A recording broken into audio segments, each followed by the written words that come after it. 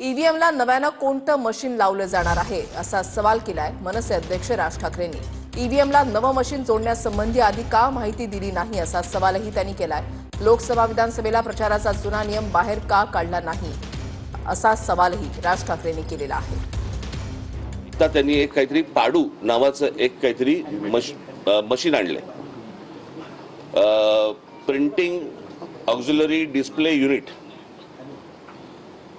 हे कोणत्याही राजकीय पक्षाला सांगितलेलं नाही, कोणत्याही राजकीय पक्षाला दाखवलं नाहीये।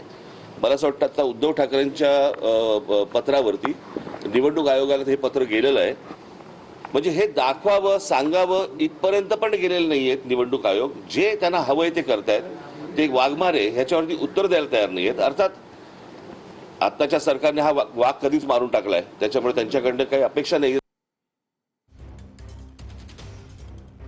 तर पाडू यंत्रणा जी आणण्यात आलेली आहे तर त्याच्यावर ऑब्जेक्शन राज ठाकरे यांच्याकडून घेण्यात आलंय। ईव्हीएमला जोडण्यात येणारं पाडू मशीन म्हणजे प्रिंटिंग ऑक्झिलरी डिस्प्ले युनिट, याचा फुल फॉर्म आहे।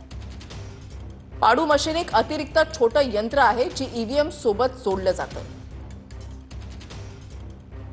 मतदाराला मतदान करताना किंवा मतदान प्रक्रियेदरम्यान अधिक स्पष्ट आणि मोठ्या डिस्प्लेवर माहिती दाखवण्यासाठी ही पाडू मशीन आहे।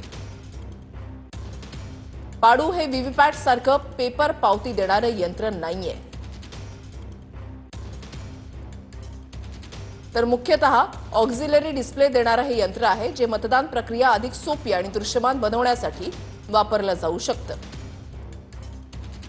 एक बॅकअप यंत्रणा म्हणून या पाडू यंत्रणेचा वापर जो आहे तो केला जाणार आहे।